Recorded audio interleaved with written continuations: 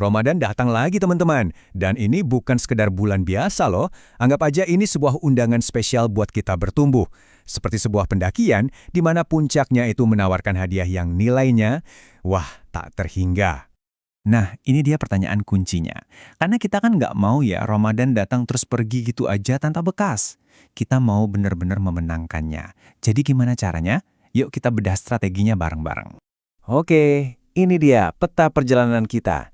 Kita mulai dari hal yang paling dasar. Hadiahnya tuh sebenarnya apa sih? Terus kenapa bulan ini spesial banget?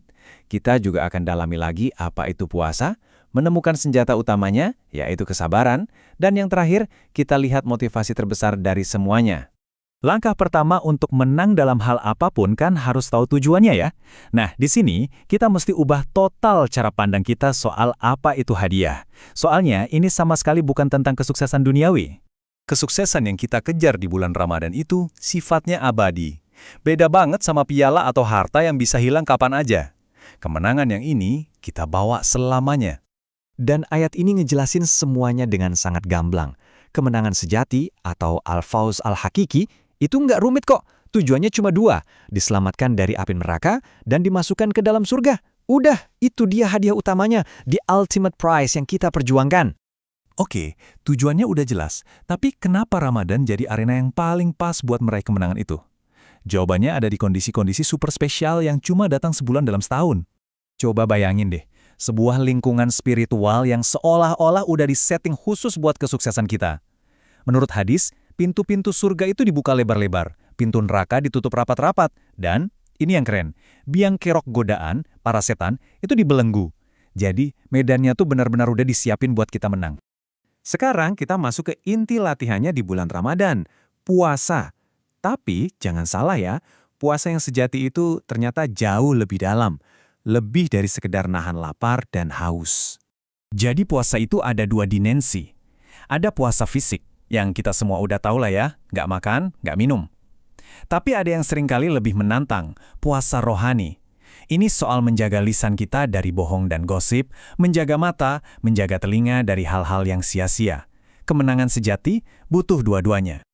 Terus, gimana caranya kita bisa ngejaga puasa fisik dan rohani ini? Alat utamanya cuma satu, kesabaran. Sampai-sampai Nabi Muhammad sendiri menyebut Ramadan sebagai bulannya sabar. Dan sabar ini bukan cuma satu hal, tapi ada 3 pilar kekuatannya. Pertama, sabar waktu lagi taat, melakukan apa yang diperintahkan, itu kan butuh kesabaran. Kedua, sabar buat nahan diri dari godaan. Dan yang ketiga, yang seringkali paling berat, sabar waktu diuji, menerima takdir dengan ikhlas. Kalau kita bisa kuasai ketiganya, wah, itu kunci kemenangan sejati. Dan sekarang kita bahas soal motivasi utamanya. Kalau misalnya kita udah mulai capek atau perjuangannya terasa berat banget, coba deh ingat-ingat ini. Ganjaran yang udah nungguan kita itu bakal jadi suntikan energi yang luar biasa. Ini nih matematika ilahi yang bikin kita kagum. Setiap perbuatan baik yang kita lakukan di bulan Ramadan, pahalanya itu nggak cuma dihitung 1, tapi dilipat gandakan. Bisa 10 kali lipat, 700 kali, bahkan lebih dari itu. Ramadan ini benar-benar musim panen pahala yang nggak ada duanya. Tapi ada satu amalan yang ganjarannya beda sendiri.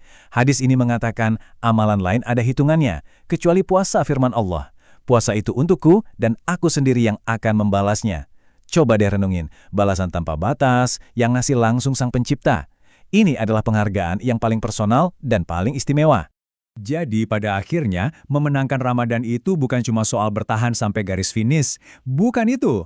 Kemenangan sejatinya adalah saat kita keluar dari bulan ini, kita jadi pribadi yang telah bertransformasi, jadi lebih baik, lebih sabar, dan yang paling penting, jadi lebih dekat dengan Sang Pencipta. Hadiahnya abadi. Kesempatannya ada di sini sekarang. Kita udah tahu tujuannya. Kita udah lihat arenanya disiapkan khusus untuk kita. Dan kita udah pegang kuncinya. Pendakian spiritual ini menanti di depan mata. Pertanyaannya sekarang adalah, bagaimana Anda akan memulainya?